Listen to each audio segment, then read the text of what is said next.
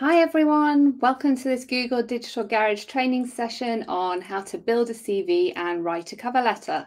Happy Friday. My name is Alison. I'm a trainer for Google's free skills training program, the Google Digital Garage. Bit about myself, I'm an experienced digital marketing specialist and trainer. I also have been involved in recruitment in the past, both sides of the coin, applying for jobs and assessing candidates who are applying for positions. Not on my own today. I'm joined by the fabulous Tessa. Tessa is going to be in the chat there, answering any of your questions, sharing any useful links. Please say hi to Tessa if you haven't already. Tessa's basically going to be our moderator. You'll be able to identify Tessa by the blue spanner next to her name. And also, obviously, her name.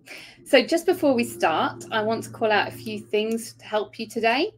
So firstly, if you're having any problems viewing this webinar, just try refreshing your browser. Often switching things off and back on again fixes everything. If you want to join in the chat today, and we really hope you do because these sessions are interactive and we love to hear your feedback, you will need a YouTube account. So you can set that up very easily by clicking on the box on the right there. Just take you a minute or so to do so. Once you've done it, we'll just be getting started. So if you need to do that, go ahead and do that right now. I will be pausing throughout the session to answer any more complex questions or questions that Tessa might think that everyone would benefit hearing the answer to. So there are about 3 breaks for questions as we go through. So do pop any questions you have in the chat. And just to let you know, we're running this session as part of a broader offering of courses. So if you'd like to check out our schedule of upcoming webinar training, please see this information on this in the description below. That's going to link you through to the website where you'll be able to sign up for future webinars. Right, I think that's the housekeeping done. Let's get started with building a CV and writing a cover letter. So 3 parts to today's session. So we're going to be with you for 60 minutes. And in the first part, we're going to look at building a CV. So what is a CV and some approaches to how you can put it together. Then we're going to look at how to write a cover letter. So when you're applying for those jobs, how do you write the cover letter that will accompany your CV, showing your experiences, your skills, your strengths and goals. And then in the final part, we're going to look at your job search. So what options are available to you? What are the market trends? And we'll also look at some ways of identifying and setting your own career goals. But before we get on with all of that, we just want to highlight these free Google Career Certificates. So Google Career Certificates are available for job seekers who are based in the UK. We hope you find today's webinar helpful, but this free flexible online training program is designed to earn job-ready skills in high-growth, high-demand careers such as IT support, project management, data analytics, and UX design. You don't need any relevant experience. You don't need a degree. In the UK, you can access the Google Career Certificates via the free scholarships through our selected partners. You can sign up at goo.gle/careersearchuk, and I'm sure Tessa will be sharing that link with you in the chat so you can go and explore the options available to you there. Really great initiative there, so do take advantage of it if you're a job seeker based in the UK. So before we begin, try out the chat. Let me know, let Tessa know, what are your career aspirations? What is it that you're looking to achieve? It's good for us to state this right at the start so that we can be focused throughout this session. And we'd love to hear your feedback on what are your career aspirations. Let us know, pop that in the chat. So while you're popping that in, let's get started with building a CV. We're going to show you in this section a useful templated approach. Bear in mind, this isn't the only way to create a CV. It's just one suggested approach.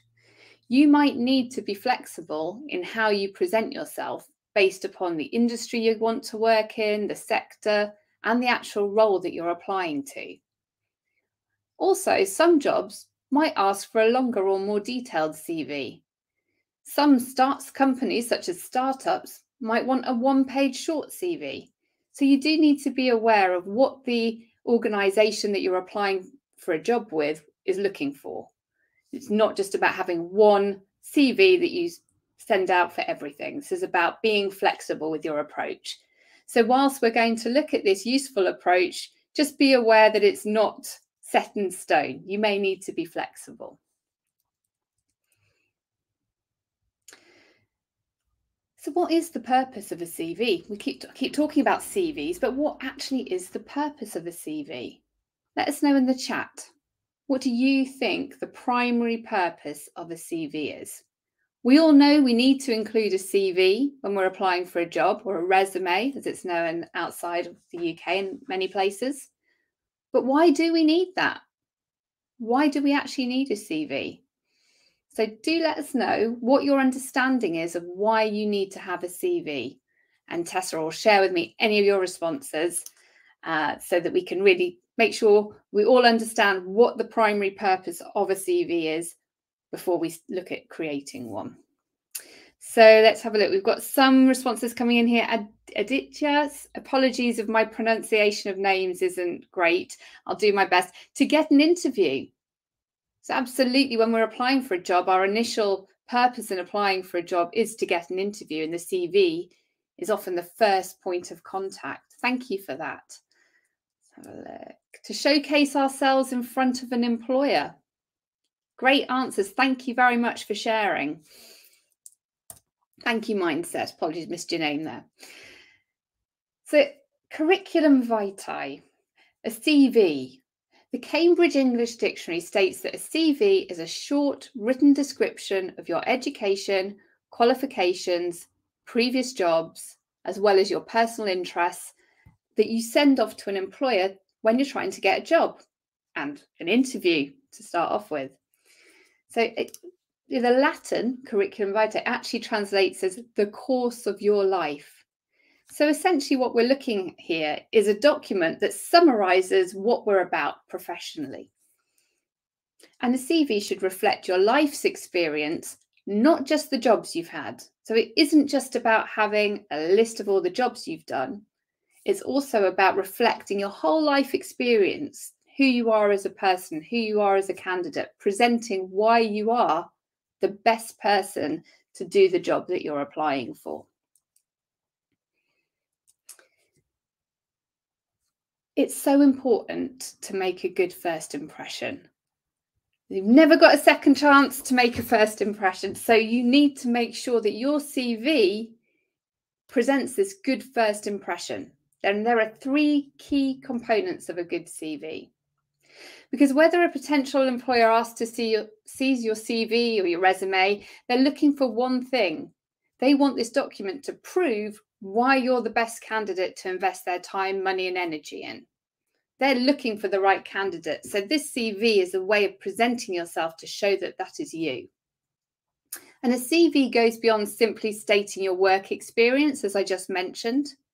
If you think about when you apply for a job that only 2% of candidates will make it through to the interview stage usually, you really need to make your CV stand out by including additional skills and experiences that are going to add weight to why you're the best candidate for the job. And remember, this is your first contact often with potential employers. This is how you're going to get the door to be opened. This is how you're going to get through to interview stage. Once you're in the interview stage, then you're in a position to expand on what is in your CV and explain further. But unless you get to the interview, you can't do that. So your CV is super important to help you get through to that next stage. So you need to provide a summary of your experience and make sure you include goal-oriented information. So what is it you want to achieve? And also, what have you achieved? Not just what you've done, but the effect and impact you had in those roles. And when we're talking about that, it's important to be authentic and honest. So we want to be honest, we want to be truthful in our CV, and we want to show the person we are. So a bit of personality, but showing that you're being authentic and honest, as well as your summary of experience and the results-driven, goal-oriented language you're going to use. So those are 3 key elements to include within your CV: your experience, your goals, and being authentic and honest. But what else should you include? Now, we're going to go through the different sections of a CV, and then I have got a couple of examples of what the layouts might look like.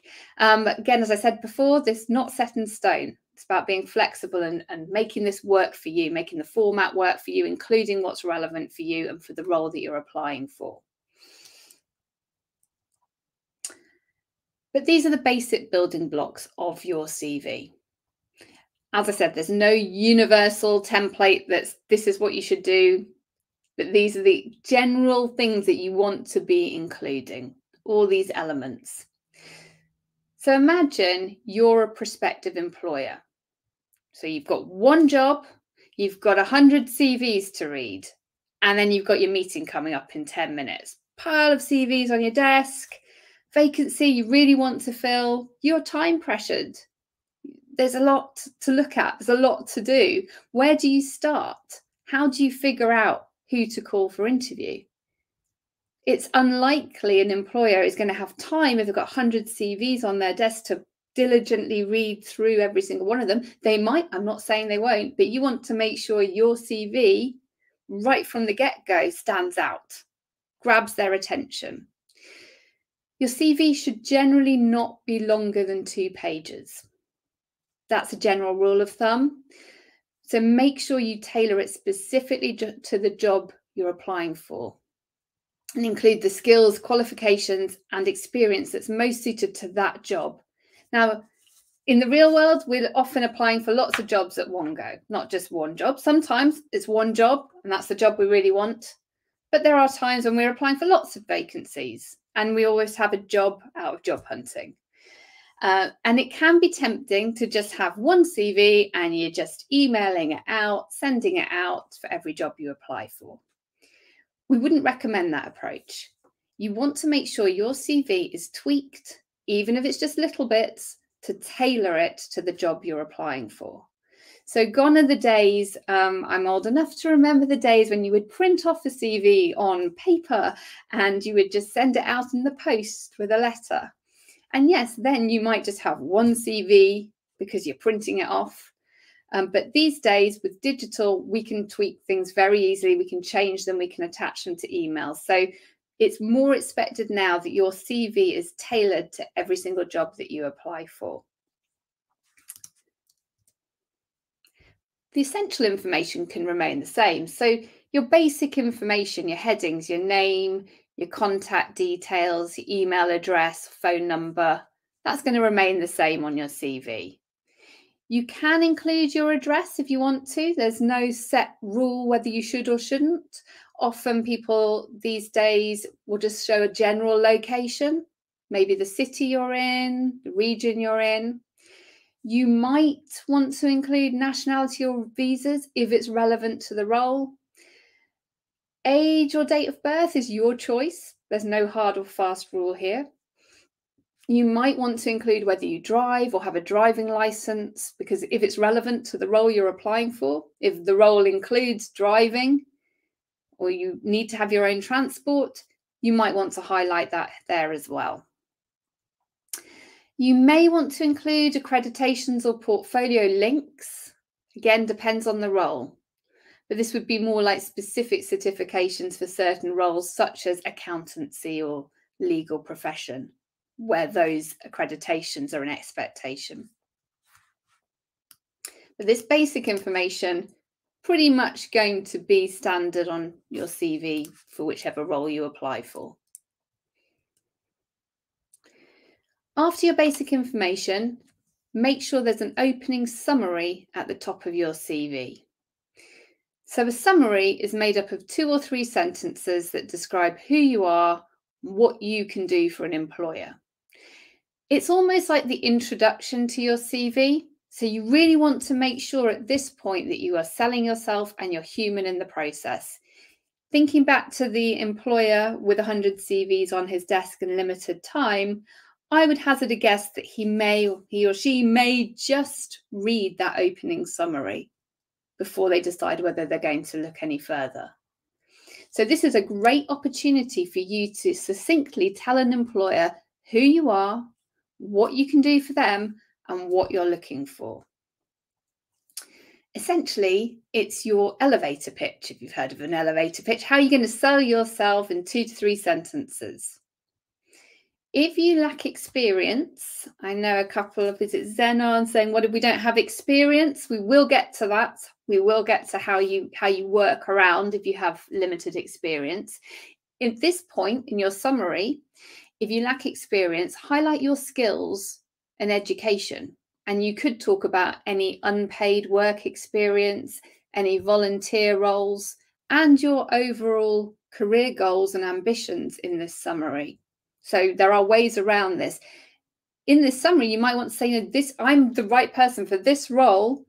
And you might also want to say what you want to do in your career, why this role appeals to you. So an example of an opening summary I've got here, which I'll just read to you. I'm a recent graduate of economics looking for analyst roles. I have experience working effectively within teams and leading projects, delivering engaging presentations and networking with others. I have completed 2 internships which have helped me to develop my analytical skills, and I have also volunteered as a treasurer for my local community centre for the past 2 years. I am passionate about finance and helping people to look after their money. So that in that example opening summary, the individual has said what they are. They're a graduate of economics. They've highlighted their experience working within teams and leading projects, and as well as highlighting other skills they have, such as presentation skills, networking. And then they've also drawn attention to the fact they've completed 2 internships and how those internships have helped them to develop their analytical skills.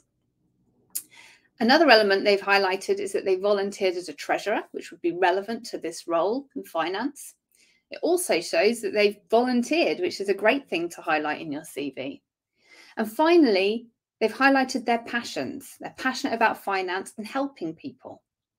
So that's an example of an opening summary that demonstrates a bit about who that individual is, what their experience is, and what they want to do.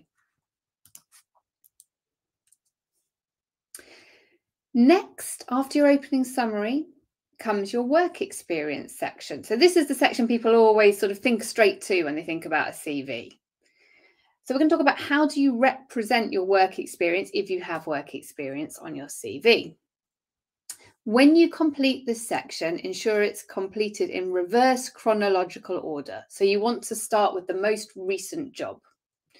Provide the reader with the dates, locations, and employer, and then remember to include your job title.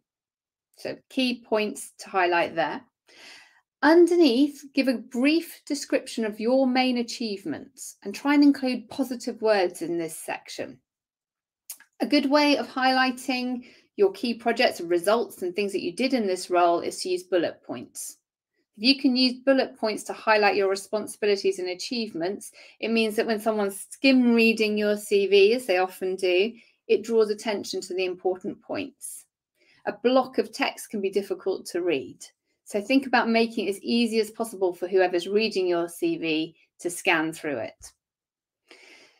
Now, this work doesn't have to be paid work.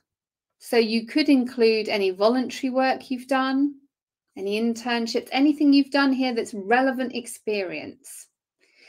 Don't spend too much time describing the actual obvious parts of your job. So if you were a sales assistant, don't say you assisted with sales and that you took money, because the reader will know that a sales assistant does that.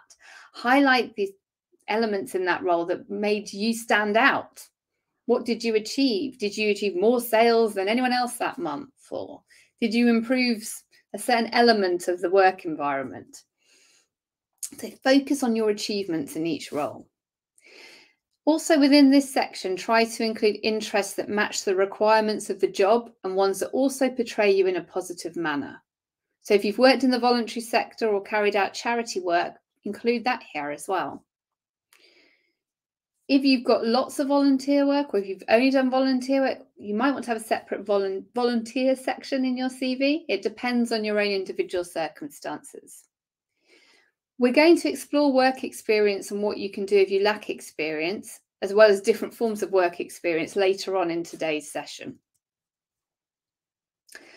Underneath your work experience, then we're going to represent education and qualifications. So you want to list your qualifications and the schools or colleges in which you obtained them. You can do this in date order again for simplicity, putting the most recent at the top. When you complete this section, include the dates, names and locations of the schools, colleges or universities that you attended, and also include your qualifications and any other relevant achievements such as health and safety qualifications, first aid qualifications, driving qualifications. Anything that's relevant to the role you're applying for would be an advantage here. If you're looking for your first job since education, leaving education, include this information above any work experience. So if this is your first role and your bulk of your experience has been in education, you would be fine to put your education section above the work experience section. If you're applying for that entry-level role and it's straight after education, employers will understand that you won't have a long work experience section in your CV.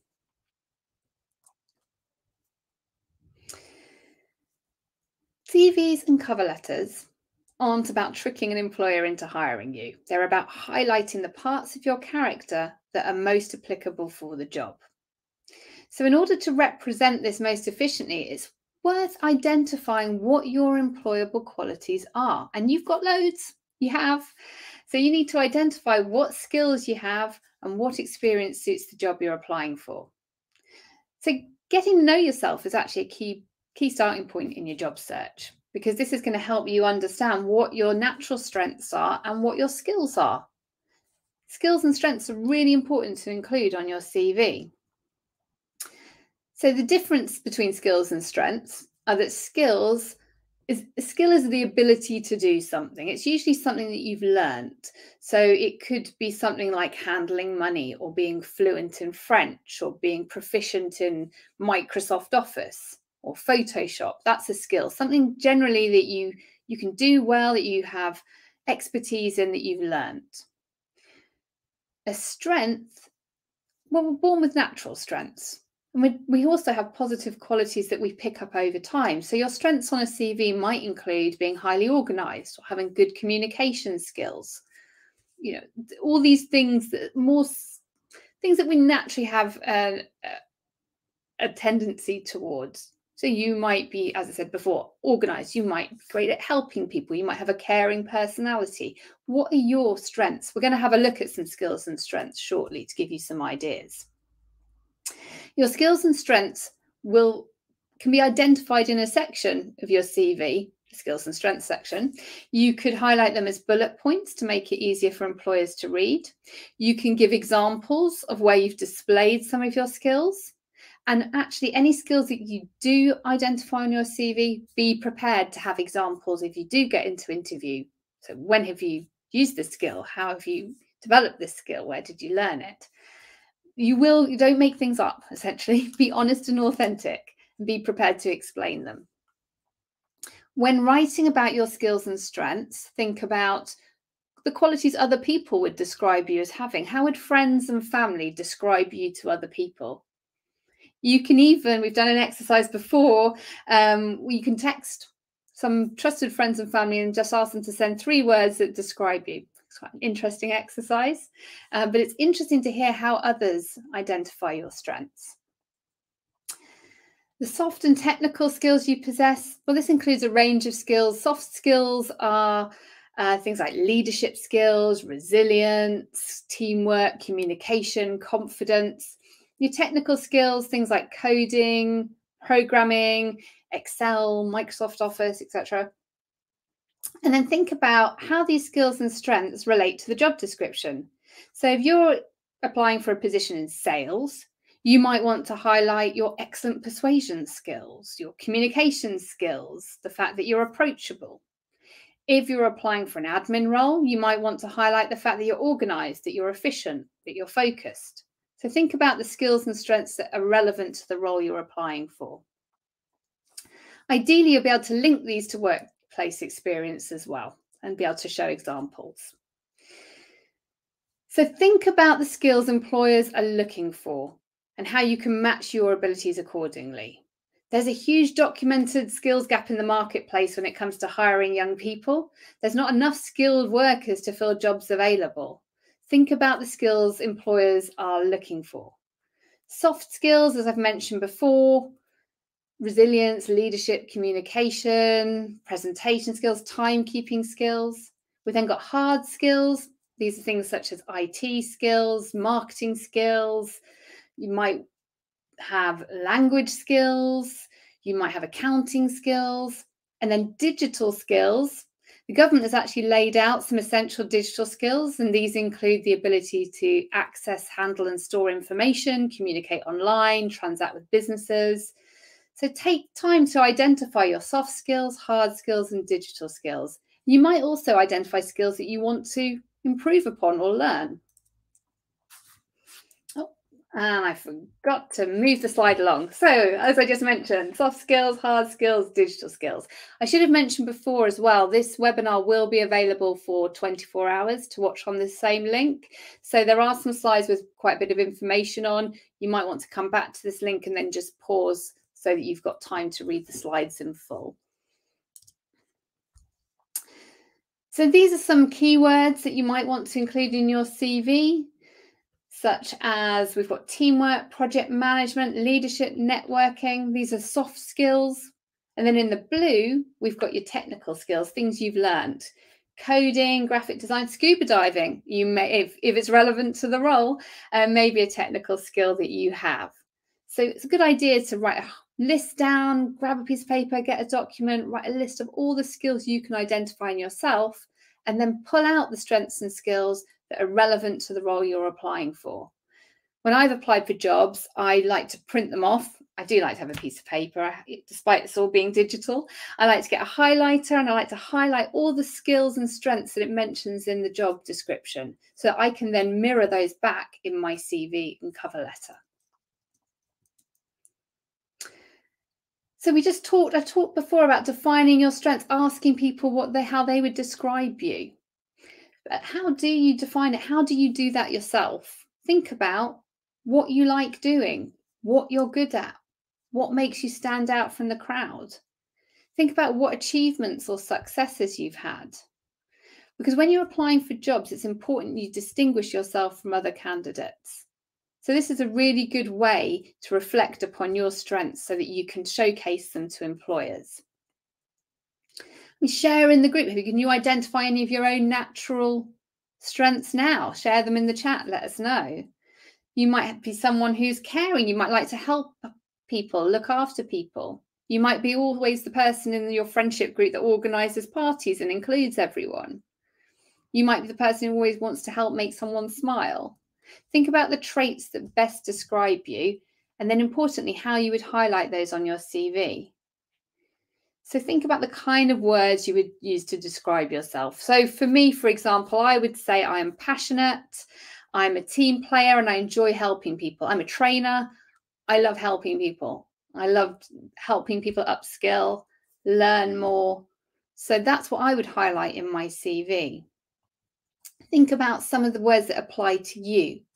What are the traits that you have naturally? Strengths. These are some of the examples here, some of the lists. So this is one of the slides you might want to come back to with lots of these different types of keywords here available. Again, as I said before, make sure you use relevant keywords based on the position you're targeting, especially online. Want to use the right words, the words that are mentioned in the job description, get those in your CV. So in the next section, we're going to discuss the ways that you can showcase your experience. And we're often asked this, how can we showcase our experience? So we'll just take a moment to discuss this in a bit more detail. If you feel like you don't have enough experience to apply for roles, and it's that chicken and the egg, you don't have the experience, what comes first? I don't have the experience, but I can't get the experience unless I get the job. Don't panic, because there's lots of things that constitute experience. Your experience includes anything that showcases your particular strengths.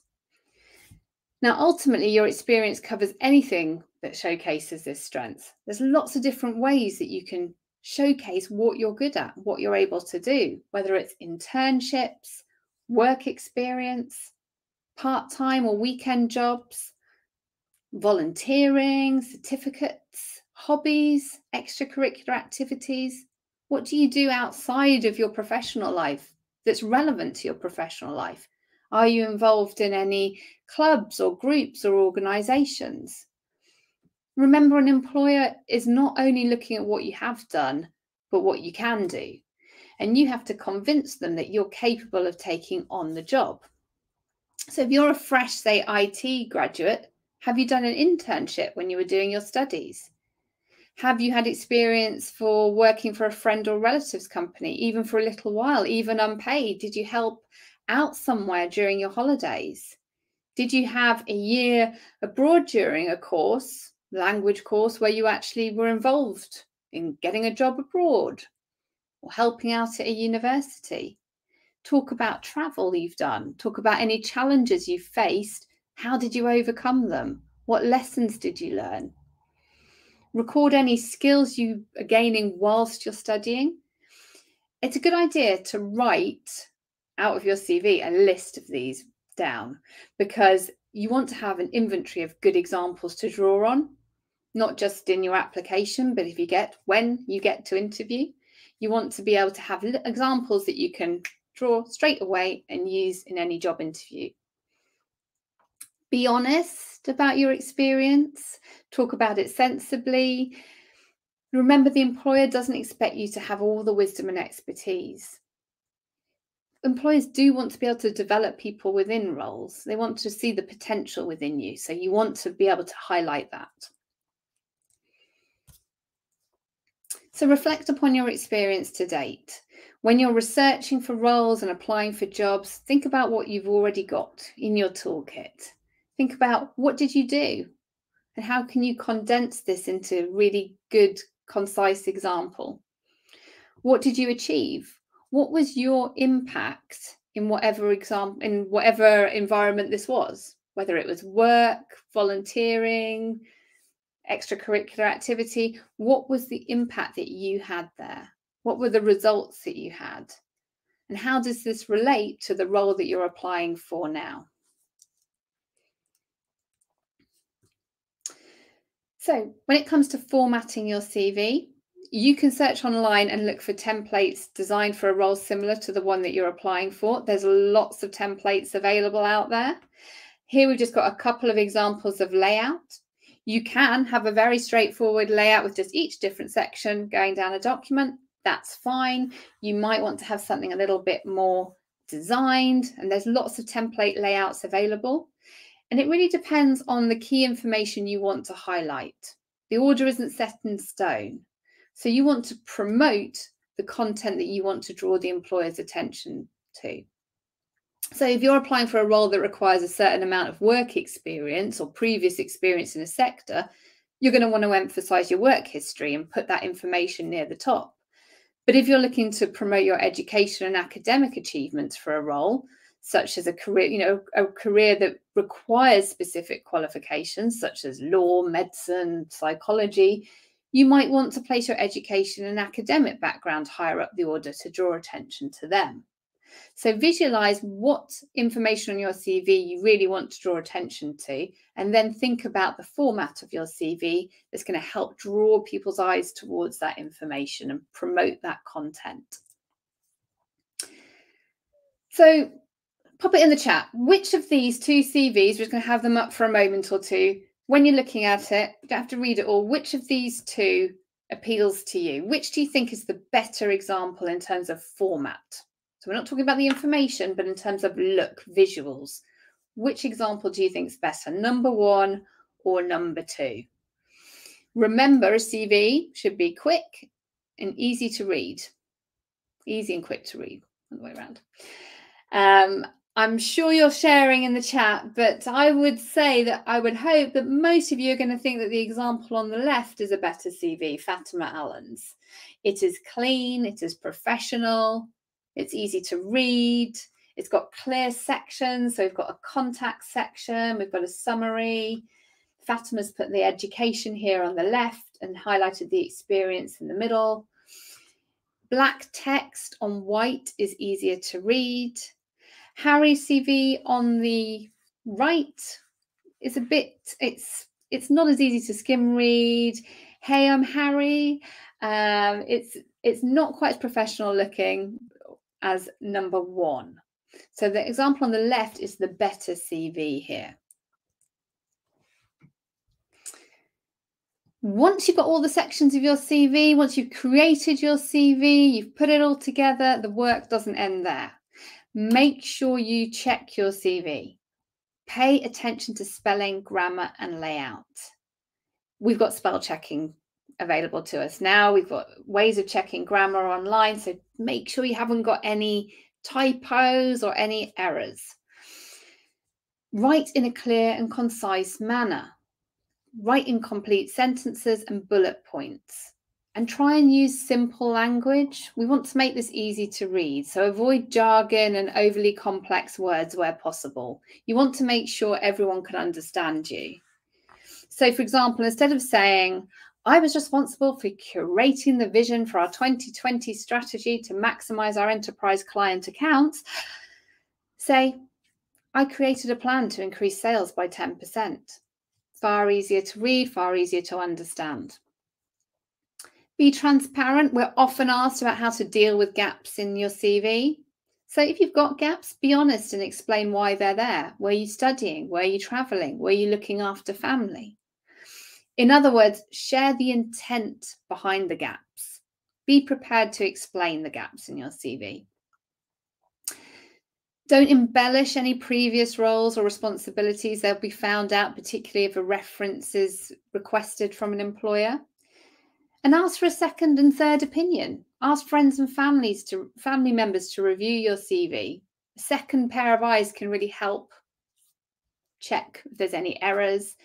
Think about any phrases that you're using, any terminology. So if there's someone who isn't an expert who's reading your CV, can they understand it? And ask for opinions around industries you'd work well in or jobs they think are well suited to you. Right, we are just coming up to the first break for questions, and let's have a look. So, Zenon and Lay, is it about asking about work experience? Hopefully, what I talked about work experience has been covered there. You can use voluntary experience, extracurricular activities, hobbies, projects you've worked in any education environments. If you don't have the work experience, think about what you do have, because you've all got certain types of experience, even if it isn't work, paid work. Lakshmi, is it necessary to include our picture in CV? No, it isn't necessary. I personally haven't ever included my photo in a CV. It's a personal preference. You don't have to include your photo. You might want to include a photo. There's no right or wrong answer with any of this. A lot of this also comes down to the sorts of roles you're applying for. For example, with formatting, if you're a graphic designer or a creative applying for a role, your CV may want to demonstrate some more of those creative or graphic design type skills.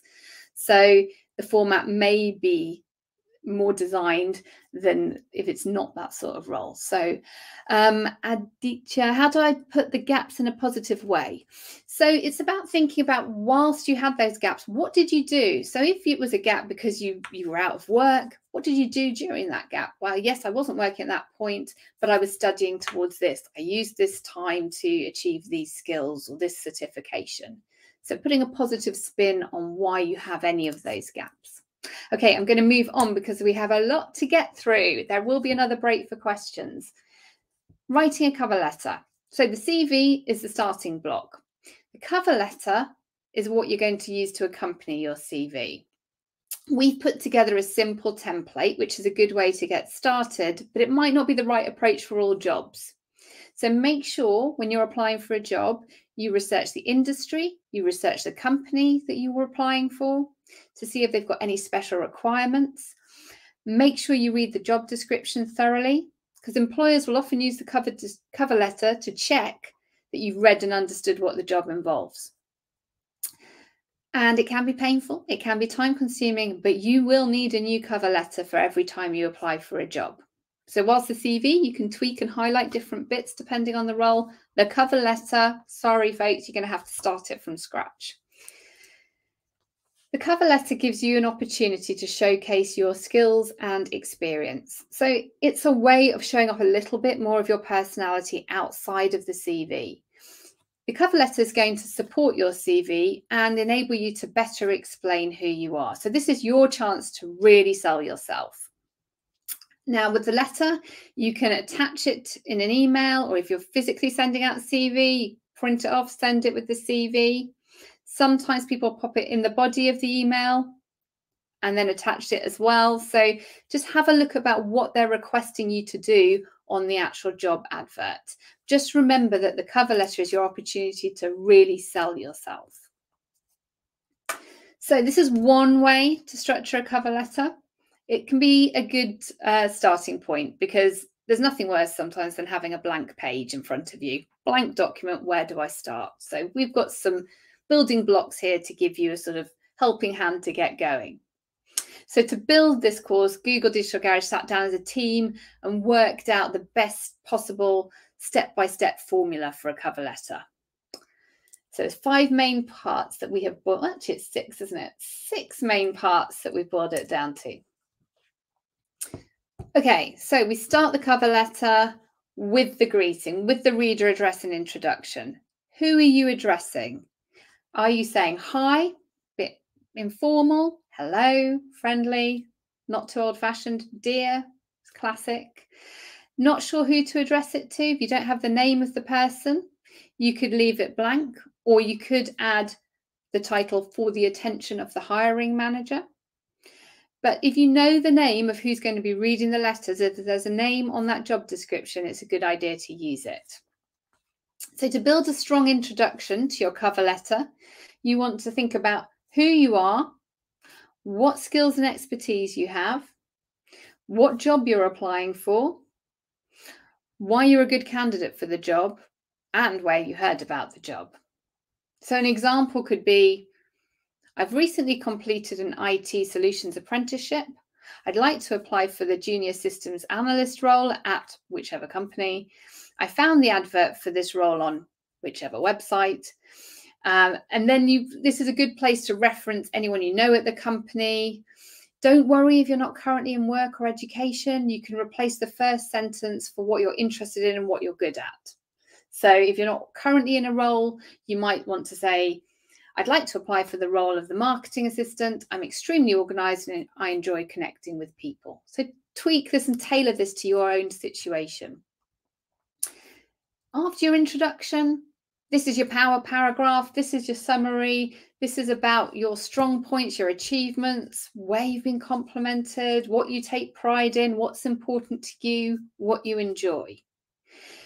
It can be difficult to sell yourself. We get that. Lots of people find it difficult to sell yourself. So this point might be a good place to ask a friend, ask someone you trust to help you really craft this and put this together to really highlight you in the most positive light. Think back to that the strength size we were talking about. This is a good point in which to highlight those.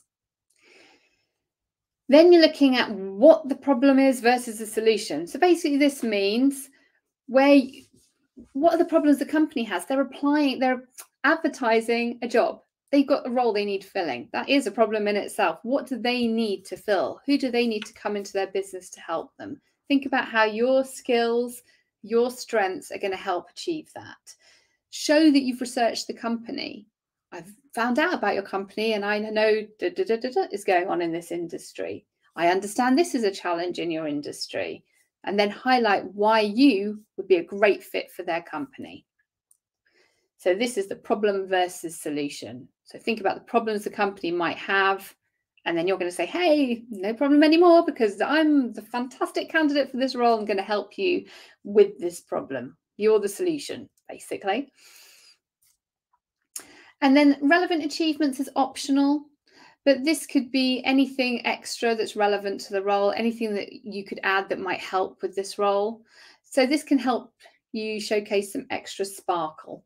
So any certificates, any volunteering, languages, skills, hobbies. If you've got a website, say you're a web developer and you've created a website, or a graphic designer and you've got a portfolio online, this is the optional paragraph where you can include that extra information that's going to add some extra sparkle.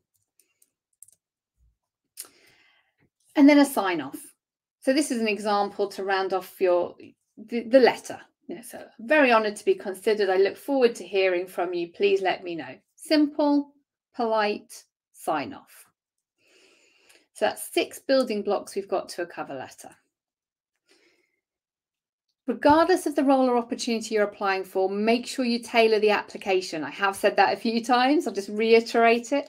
If you're applying for a self-employed work or freelancer or creative industries, you might need a portfolio. A portfolio showcases samples of your work. So you're presenting your abilities and work in the best possible light. Choose some samples of really good work that shows the full scope of what you're able to do. If you're applying for apprenticeships or part-time work, make sure you showcase your skills. Mentioned those earlier today as well, but focus on your soft skills and your technical or hard skills. Employers are looking for both. Qualifications, any relevant qualifications, include those in the education section. This is important for all roles, full-time work, internships, graduate opportunities. Make sure you've got the relevant qualifications for the roles. There's going to be some essential qualifications often for a role. If there are essential qualifications, make sure that you highlight them. Going back to the cover letter, this is just an example, putting those 6 building blocks together. So here we've got, Dear Mrs. Webb, I'm a customer assistant currently employed by Smarks. I'd like to apply for the sales advisor role. And then I heard about the role through seeing the position advertised on Job Market. So showing where they're currently employed, advising the role they'd like to apply for, and where they heard about the role. Strong start. Summary. I'd like to describe myself as friendly, helpful, and patient, and take pride in offering a great level of customer service. I've been praised for the warm manner in which I deal with customers.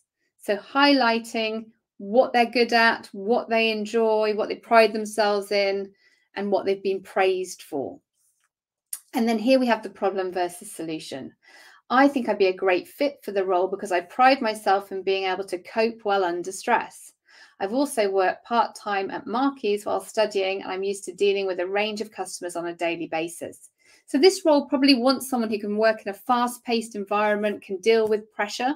So here they're highlighting that they can cope well under stress and that they're used to dealing with a wide range of customers on a daily basis.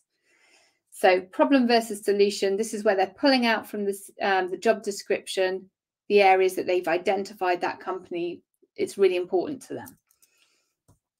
And then relevant achievements, the optional paragraph, the sparkle paragraph.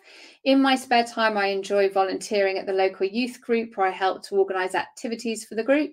I'm also taking a short part-time course on counselling as I love learning about the human mind and improving listening skills. So people skills and listening skills be really important in this role. So they're using their extracurricular activities and volunteering to demonstrate they've got this interest in people and ability as well. And then the sign off, I'm really honoured to be considered for this position. Look forward to hearing from you. Please let me know if you'd like any more information. Final sign off. Good example of a cover letter. We've got the 6 building blocks. If you can cover each of those areas in your cover letter, you're going to have the essence of a good letter when you're applying for a job. Tessa has told me there are no questions so far because Tessa's been fantastic in answering them as we go through. So thank you, Tessa. If you do have any questions, we've got one final section. We're going for about another 10, just over 10 minutes. So pop them in the chat and we can pick up with them. I can pick them up at the end. So final section, getting ready for your job search. So before applying to jobs, we need to understand what opportunities are out there and how can we match our values and our goals with what we find. A digital footprint is important to consider here. So when you're applying for jobs, pay attention to your online profile and presence. So your digital footprint is all of the information that can be found about you online, including your activities, your posts on social media, things you're tagged in, anything you do online. So we're focusing on the content you share, content you edit, photos, videos, posts, pages you follow, businesses or websites you engage with, posts that you're tagged in by others. So you need to think about, if someone searches for you online, what's going to come up? Your digital footprint is part of your online presence. And if you don't check it out, it can be seen, well, it doesn't matter whether you check it out or not. You need to check what they can find is what you want people to find out about you. So make sure you check what your digital footprint, your online presence is showing about you. Think about Googling yourself. If someone searches for your name, what's going to come up? So why am I talking about this? So why is it important when you're applying for jobs? This is why it's important. Just bear with me. Lots of talking. Your online presence, and more accurately, the management of your online presence, is a critical component of your professional life. So we want to embrace social media so we get the best possible chance of being found. But we also want to make sure that what is found is the image and presence we want to promote to employers. So 90% of recruiters will check your social media presence to learn more about you. Facebook remains the most favourite social media network because 75% of recruiters suggest that's where they have a look first. But also Twitter, 57%, and LinkedIn, 38%. If employers Google you during the hiring process, your digital footprint and online presence is what they're going to see. So make sure it presents the image you want them to find. So how can you create an engaging online brand, your own personal brand? So a compelling personal brand is really important. These days, as well as a CV and cover letter, there are extra things you can do to really stand out from the crowd. So one of these things is using your digital footprint, your online presence, to create this compelling personal brand online. We also have a really good webinar called, I think it's called, is it Grow Your Personal Brand Online? Tessa will probably be able to share that with you. Another one you can sign up for that's all about creating a compelling personal brand online. So if this is something you want to find out more about, do sign up for that webinar. We will just cover a bit here. Look at reevaluating your social media. So 90% of recruiters will check your social media presence.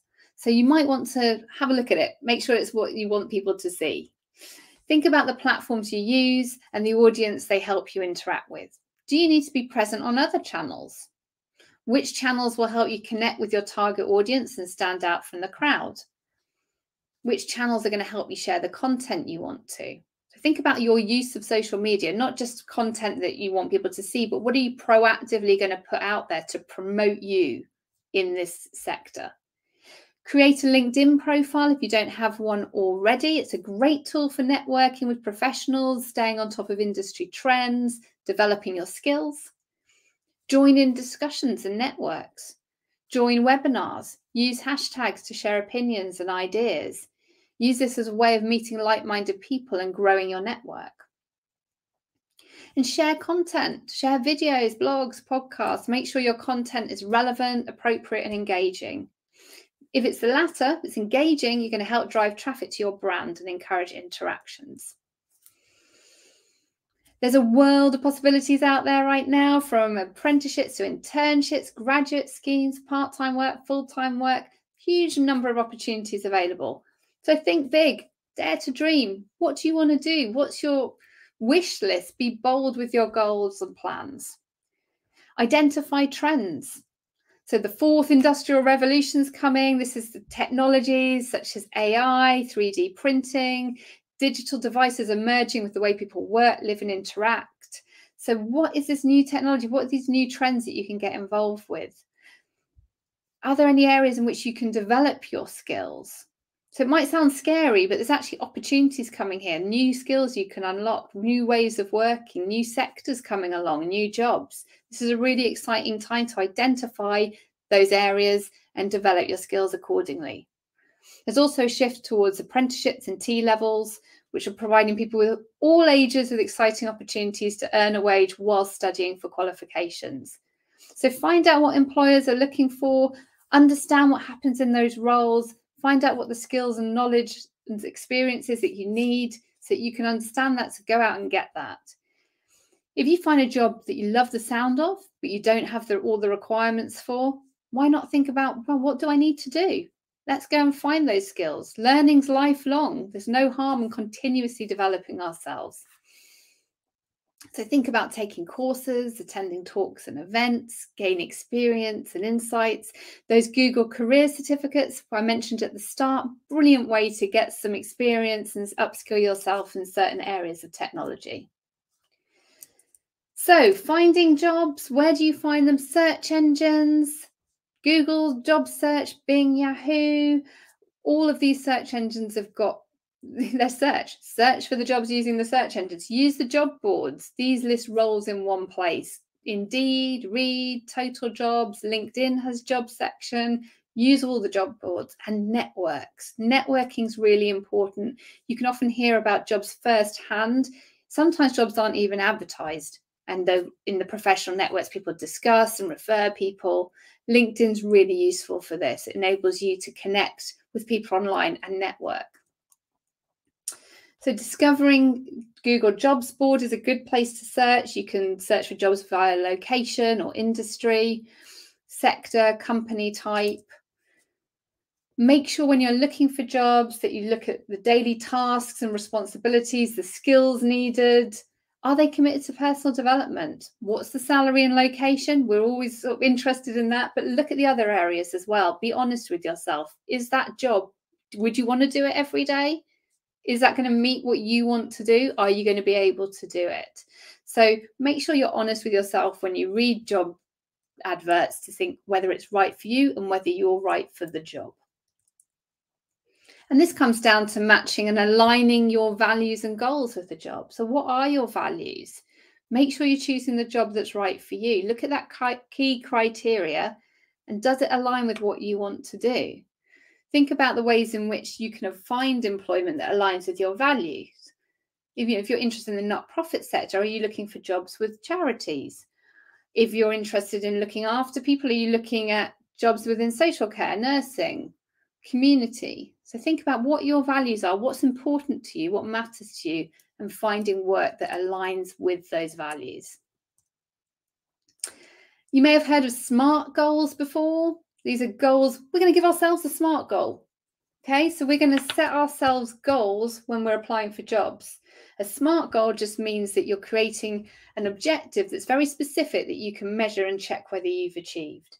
So it's specific. Here, they want to work as a finance manager at a startup. I will have achieved this when I receive a job offer. So it's measurable. I am currently working as a finance intern. So it's achievable. He's an intern. No reason why he couldn't become a finance manager. I have the knowledge and skills required. It's realistic. And I want to have achieved this goal in 2 years' time, setting themselves a time frame. So set your own SMART goal. Set yourself a goal, what you want to achieve, when by, and is it realistic and achievable? So we're coming up to the end. Final chance for a question, a couple of minutes. What are your career goals for the next year? Share it in the chat. Find, what do you want to achieve? You're here today to build a CV and cover letter. What, by the 2nd of September 2023, what do you want to have achieved? If you'd like to learn more about setting career goals and deep dive into how to set these goals, you might enjoy our session, Find Your Career Goals, because we sort of explore that in a lot more detail. How do you identify what your goals are and how to achieve them? So I'm sure Tessa will share details of how to sign up for the Find Your Career Goals session in the chat. It follows on really nicely from this session, so do sign up for that if you haven't already.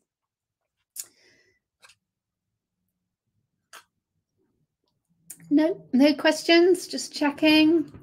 Okay, so I will point you to a few other resources and courses. Hopefully you found today's session useful. There's lots to take away.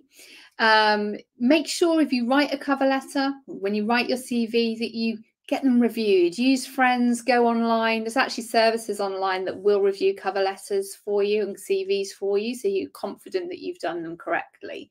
So that would be a top tip, is whatever you put together, get another pair of eyes to review it, give you some feedback. Don't forget about the free career certificates available from Google. If you're looking to improve your job ready skill set here in the UK, then you can sign up for these free career certificate courses. So do make use of this. You can work at your own pace and it will really help you stand out to future employers. You can sign up at goo.gle/careercertuk. And I'm out of time. So thank you so much for joining Tessa and I today. Thank you, Tessa, for being a fantastic moderator. I hope you found that a useful dive into building a CV and writing a cover letter. As I mentioned at the beginning, if you're interested in more training from Google Digital Garage, there are a few ways you can continue learning. We're running lots of webinars in different subjects. So I'm sure Tessa will be sharing the link in the chat for you to sign up for them. Also, check out the Google Digital Garage website for more online training courses, which are available to you 24/7. And finally, if you've got any feedback, any questions on today's session, please contact us via the email address team@thedigitalgarage.co.uk, and do let us know if you have any feedback. We love to hear your feedback as well. And I think that's me out of time. So thank you very much. Have a wonderful rest of the day, and we hope to see you again soon.